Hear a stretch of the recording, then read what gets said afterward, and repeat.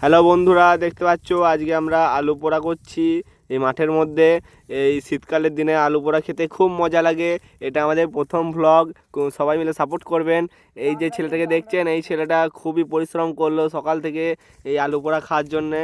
এই ছেলেগুলো খুবই পরিশ্রম করেছে, আর ওই ছেলেটা একটু বেশি করেছে। চলো দেখি এবার আলু পোড়াটা কেমন হলো। আর এখন এখন একটু এখন একটুখানি মানে ইয়ে করা হবে, মানে একটু পোড়ানো হচ্ছে আলুটা। এবার আজকেতে একটু দেখা যাবে। এই আলু পোড়া করতে গেলে মাঠের মধ্যে আধ ঘন্টা ধরে আলুটাকে এইভাবে পোড়াতে হবে। হ্যাঁ, কি বলছে দেখুন, টাটকা আলু দিলেও পুড়ে যাবে, অনেক আঁচ।